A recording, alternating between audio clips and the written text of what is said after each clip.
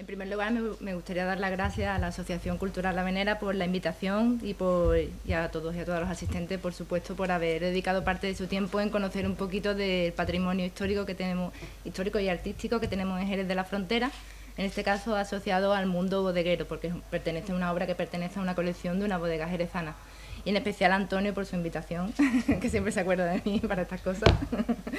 Y nada, muchas gracias a todos, espero que disfrutéis de la conferencia.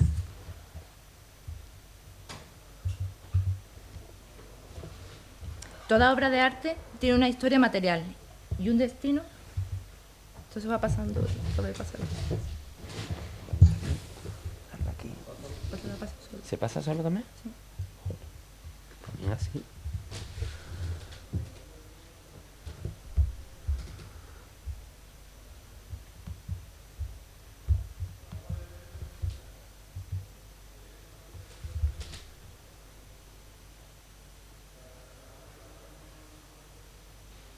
Bien, ¿no?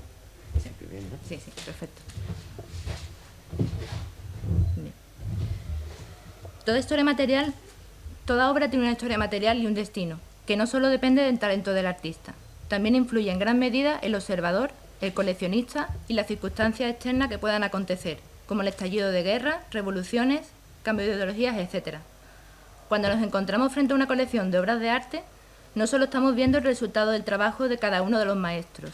Además, nos enfrentamos a un conjunto global complejo, cuyo futuro depende de los amantes del arte, los expertos, los comisarios de exposiciones y también del sino de cada pieza. Todas las obras que conforman parte de una colección son fruto de un proceso de selección y clasificación, y en gran medida el valor artístico, atractivo histórico, importancia cultural e incluso la popularidad de la pieza dependen de esa colección a la que pertenecen. Por tanto, el propio coleccionismo de arte influye de forma decisiva en el pensamiento del observador.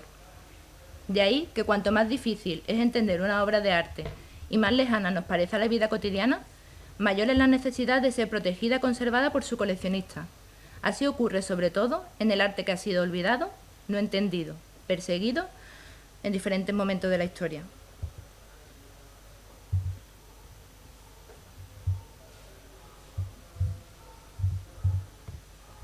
Tras el amplio florecimiento de la industria bodeguera en el marco de Jerez durante el siglo XIX, la ciudad experimenta un estallido breve pero intenso de la actividad coleccionista de arte que desemboca en que las firmas bodegueras históricas complementen sus bodegas ya en los albores del siglo XXI con la incorporación de galerías para exposiciones de sus colecciones.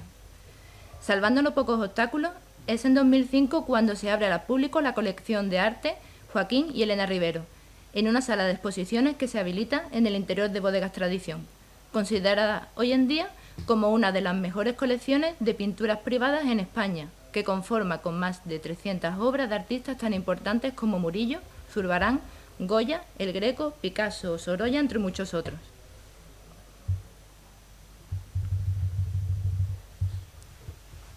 En 2009, Elena Rivero es nombrada presidenta del Consejo de Bodegas Tradición. Tras el fallecimiento de su padre Joaquín Rivero en 2016, la colección recae bajo su gestión de forma más directa, dedicando un especial empeño a entender personalmente el valor de su legado para saber transmitirlo. Un interesantísimo programa pictórico que, lejos de desvanecerse en archivo o cuanto menos en los fondos de grandes museos, podemos apreciar en la ciudad, una semilla que cae en tierra virgen respecto a la historia del arte en pinacotecas y que sus coleccionistas protegen y cuidan para la cultura y para nuestra sociedad. Desde estas líneas también me gustaría hablar de otro de los grandes artífices del florecimiento de la colección Rivero, Manuel Marín, conservador de la pinacoteca y responsable del archivo histórico de la bodega. Su pasión por el arte y entrega son sin duda factores clave para el merecido reconocimiento de la colección, como brillante recuerdo de la creatividad popular que nos ayuda a entender la compleja imagen generada en la evolución del arte desde finales de la Edad Media hasta principios de la Edad Moderna.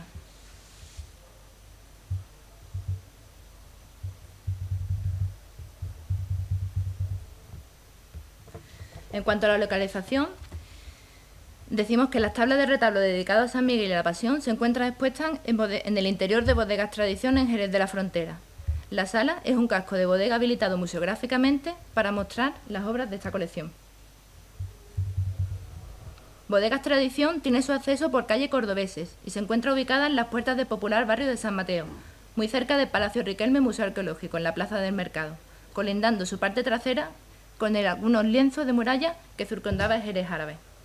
La colección nace de la iniciativa de Joaquín Rivelo Barcace, que podemos ver en la foto, miembro de una de las familias bodegueras más antiguas de Jerez, empresario inmobiliario y fundador de la bodega en 1998.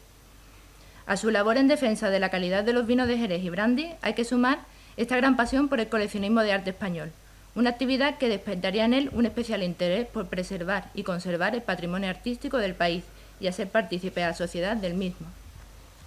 Las tablas de retablo son las pinturas más antiguas de la selección de obras expuestas. Se encuentra al final de la galería a mano derecha. Una vez entramos en un lugar privilegiado para la mirada del espectador.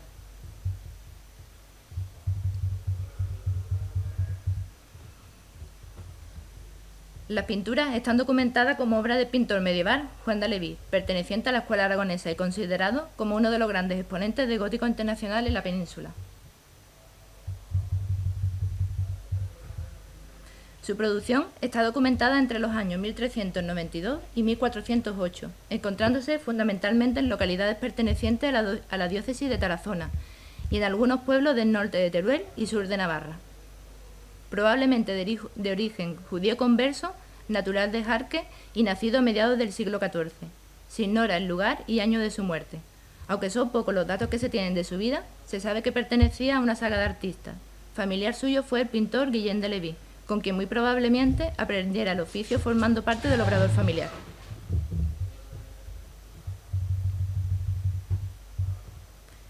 En 1402 traslada su domicilio de Zaragoza a Tarazona para realizar junto al pintor Pedro Rubert su obra más importante, las pinturas para el retablo de los santos Prudencio, Lorenzo y Catalina de Alejandría, encargado para presidir la capilla funeraria de los Clavijos en la catedral de esta localidad.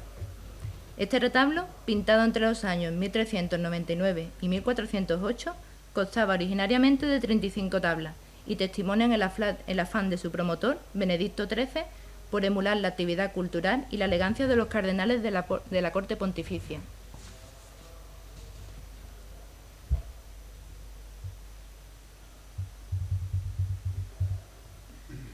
Entre otras atribuciones que atienden a razones estilísticas, se le atribuyen las pinturas del retablo de Santa Polonia, San Bernabé y Santa Bárbara de la Colegiata de Daroca, el retablo de Santa Catalina de la Colegiata de Tudela y el retablo de Santa Elena en la iglesia de San Miguel de Estella, ejecutados hacia 1406, que son los que vemos aquí en la imagen.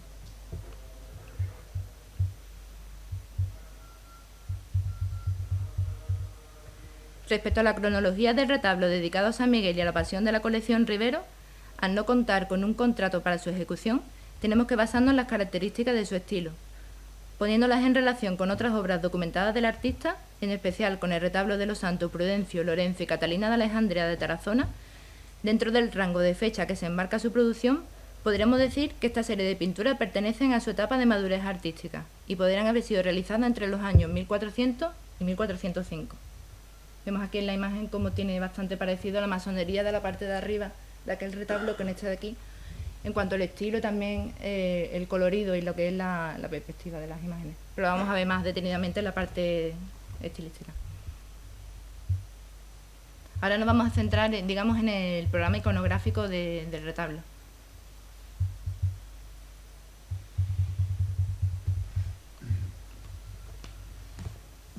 La obra se compone de un total de 6 pinturas correspondientes al cuerpo del retablo, articulado en 3 calles con 2 pisos de altura y 4 entrecalles, decoradas con 3 figuras, las 2 exteriores y 2 las interiores. El retablo realizado en madera tiene toda la superficie dorada y sus pinturas están realizadas en temple. En él podemos advertir cómo la masonería es un claro ejemplo del trabajo en madera propio de retablos realizados en torno a 1400. Su función es dar un mayor realce a las tablas pintadas y se caracteriza por la minuciosidad y delicada talla de los elementos decorativos de estilo gótico como arquillos, pináculos y pequeños rosetones. En su conjunto, la obra cuenta con unas dimensiones totales aproximadas de 212 por 238,5 centímetros. Si lo comparamos con el esquema del retablo gótico, podemos ver cómo no se han conservado ni la predela ni el sotobanco. Además, el guardapolvo tan solo se ha desarrollado en el perfil superior, enmarcando un ático poco pronunciado, desapareciendo en ambos perfiles laterales.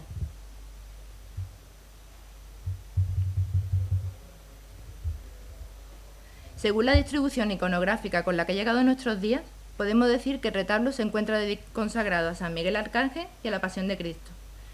En la calle central del cuerpo vemos las dos iconografías relacionadas con la Pasión, la lanzada en el ático y el descendimiento en el piso inferior. En las laterales se disponen de arriba abajo en la izquierda la Virgen de la Misericordia, San Miguel Arcángel, y a la derecha el Cristo varón de Dolores y la historia legendaria de la aparición de San Miguel Arcángel en el Monte Gargano. Las 4 entrecalles decoradas por 10 personajes masculinos son 4 profetas y 6 apóstoles. En la primera a la izquierda vemos los 3 apóstoles con su atributo identificativo: San Pedro con la llave arriba, Santiago Mayor con el bordón y el sombrero al centro, y el de abajo no ha podido ser identificado, pero podría ser San Mateo con el libro, con las Sagradas Escrituras. En la segunda y tercera entrecalle, identificados por un pergamino con su nombre escrito, aparecen los profetas Sofonías, Salomón, Aarón y Daniel. Y en la cuarta entrecalle vemos de nuevo 3 apóstoles con sus atributos: San Pablo con la espada arriba, San Bartolomé con la cadena y el diablo al centro, y San Juan Evangelista con el libro abajo.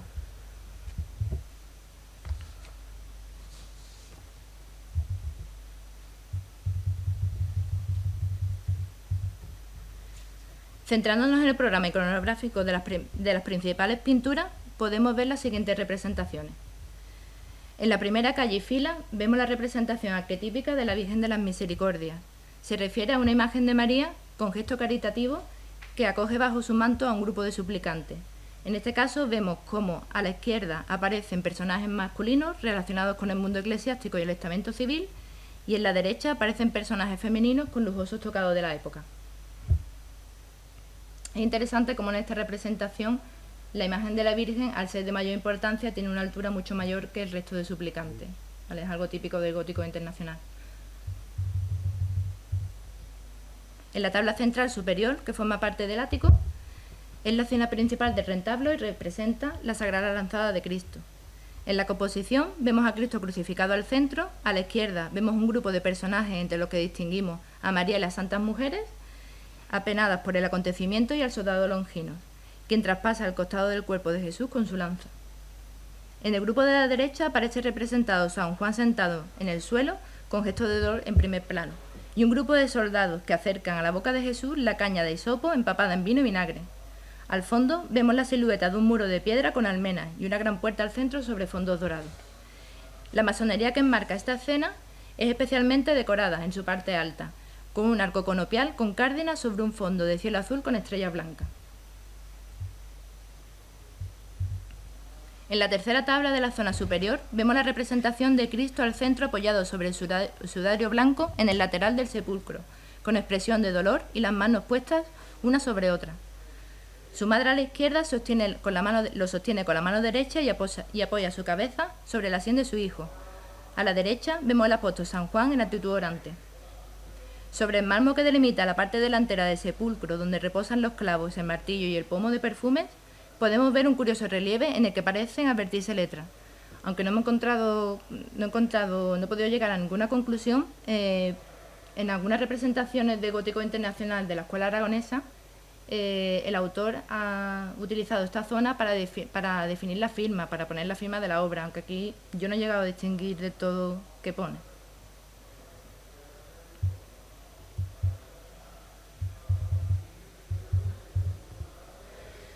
En la cuarta pintura vemos al arcángel San Miguel, liderando la legión de ángeles armados que lucha contra el dragón y los demonios. Esta escena es descrita en un pasaje bíblico del Apocalipsis del Nuevo Testamento. En el cristianismo, San Miguel es el jefe de los ejércitos de Dios, patrono y protector de la Iglesia y defensor de los creyentes del mal y el pecado. Por este motivo se le representa como soldado, amenazando con su espada a un demonio en forma de dragón. En nuestra pintura, la figura de San Miguel es de mayor tamaño y se sitúa al centro, creando un eje de simetría. La escena que lo rodea muestra la lucha entre ángeles y demonios, representados como monstruos híbridos. Estos personajes grotescos crean una escena cargada de intensidad visual y un dinamismo que contrasta con la serena expresión de San Miguel, que concentra su mirada en el dragón mientras alza su espada con la mano derecha y sostiene su escudo con la izquierda, con gesto de aceptarle el último golpe.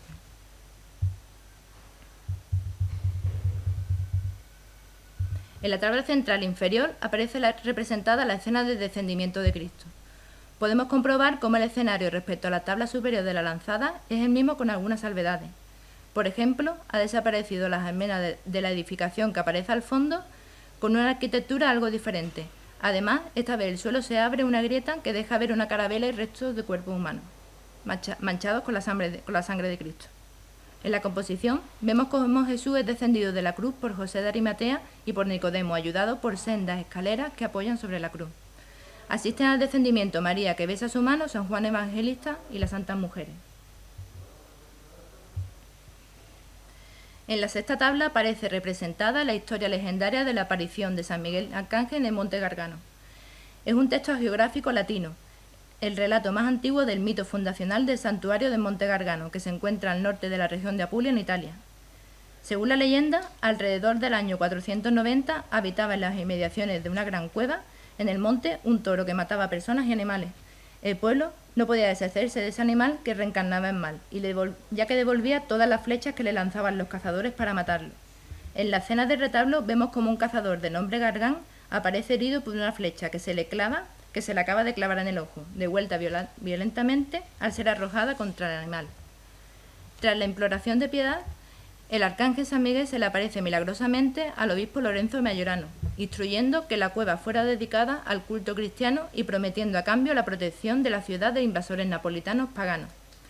Justo detrás de la representación del accidente a la izquierda, vemos una procesión de peregrinos encabezados por el obispo hacia el monte, donde fundaría el santuario consagrado al arcángel.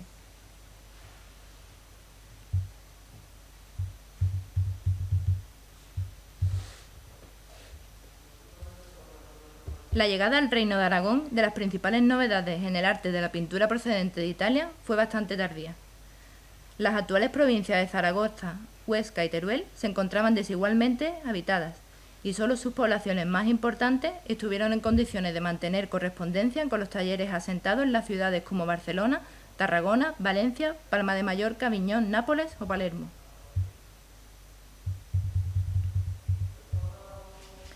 En Aragón, la tapa italogótica ofrece escasas representaciones de pintura mural, de forma contraria a la tapa anterior, tan rica en muestras de estilo francogótico. Este hecho puede deberse a la fragilidad de los materiales utilizados para la construcción de edificios durante el siglo XIV, poco apropiados para ser recubiertos con decoración pictórica. De ahí que se generalizara la realización de retablos para ser colocados detrás de la mesa de altar, alcanzando una notable calidad artística los maestros aragoneses durante el siglo XIV y siglo XV. Ya a comienzos del siglo XV, en los antiguos reinos de Aragón y Navarra, las tendencias artísticas evolucionan desde el estilo italogótico al gótico internacional, con la incorporación de nuevos modelos procedentes de los Países Bajos y centro de Europa.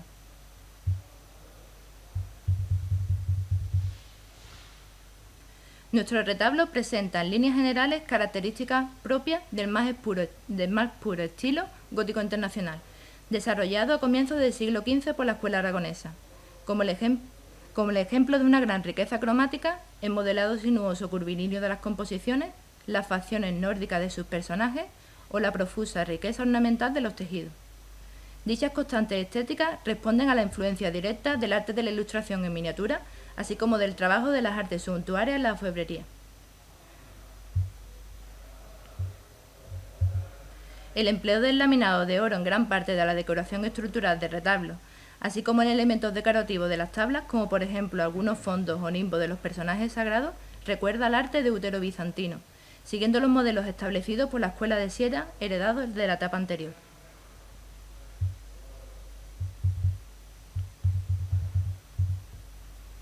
Todo este conjunto de influencias en la obra de Leví no impide que el artista desarrolle a lo largo de su vida un lenguaje estilístico propio, gracias en gran parte a la inclusión de elementos figurativos de claro origen semita. A todo ello hay que sumar un intenso y amplio repertorio cromático, evidenciado tras las últimas restauraciones realizadas en el retablo. Un estilo con la suficiente autonomía y calidad, con significativas aportaciones a la creación de lo que a lo largo del siglo XV sería la escuela pictórica aragonesa, siendo por tanto uno de los grandes exponentes del gótico internacional en la provincia.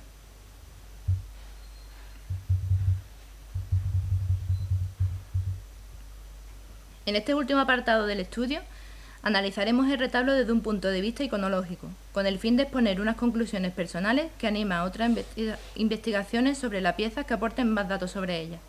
Nos basaremos en su contexto cultural y programa iconográfico anteriormente descrito, para intentar comprender su significado en la época en la que se ejecutó.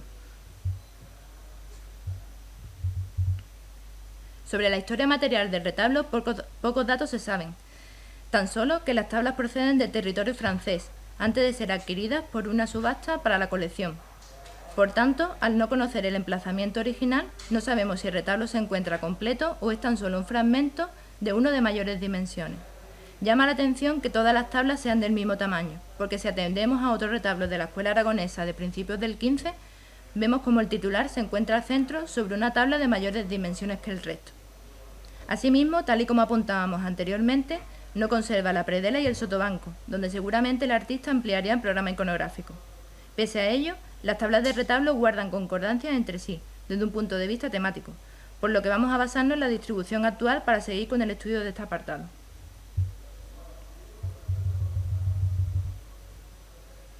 A grandes rasgos, las dos alturas del retablo hacen alusión a significados diferentes. Las tres escenas del inferior guardan relación de la lucha del bien contra el mal, mientras que la superior se habla sobre la dualidad de la vida terrenal y la vida espiritual.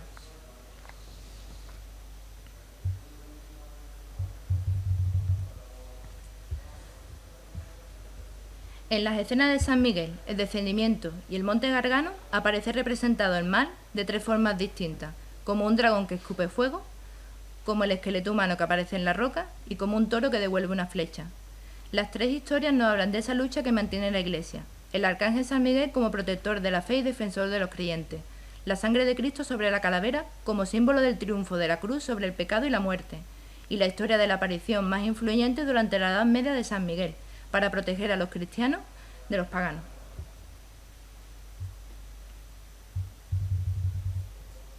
En el piso superior vimos en primer lugar la Virgen de la Misericordia. Esta tipología mariana, a lo largo de la Baja Edad Media, hace referencia al papel que adopta como mediadora en la causa espiritual de la humanidad. Al centro, la escena de la lanzada de Cristo, directamente relacionada con el fenómeno de la sangre y el agua que brotaron de su herida. Este milagro representa a la Iglesia y en especial a los sacramentos del bautismo y la Eucaristía, que fluyen del costado de Cristo. Por último, el varón de dolores representa a Cristo entre la pasión y la resurrección, como símbolo del paso de la vida terrenal a la espiritual. Si nos detenemos un poco más en el simbolismo del retablo, encontramos algunas claves que nos pueden llevar a sus promotores.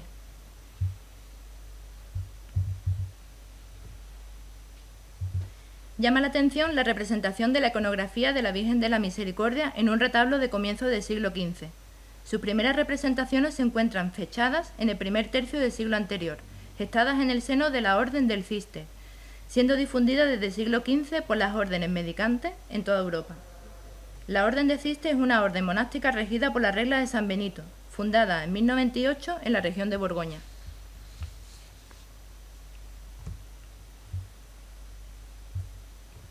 Una orden que ejerció una influencia importante en los ámbitos intelectual, económico, de las artes y espiritual.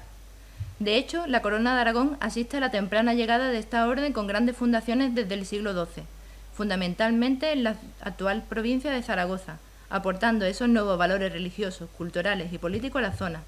Es muy probable que en la época en la que se ejecutó el retablo, esta nueva espiritualidad estuviera asentada en la sociedad y asimilada por los artistas locales. El considerable desarrollo del Cister fue gracias a la figura de San Bernardo de Claraval, monje de Borgoña, teólogo místico y promotor de la reforma del Cister, así como inspirador de la Segunda Cruzada.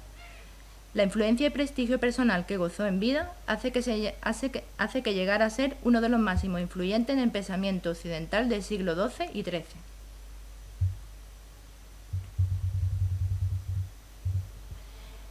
El retablo concuerda con su forma de entender la cristiandad en Europa, a la que quería unida en torno a Cristo en fraternidad y una justicia basada en ideales de la guerra escatológica simbolizada por los caballeros del Temple. Es curioso que el arcángel San Miguel aparezca representado como un caballero templario, de blanco con una cruz roja sobre su pecho, en vez de una armadura medieval del siglo XV, como era norma iconográfica según otros muchos testimonios del gótico internacional en la misma época.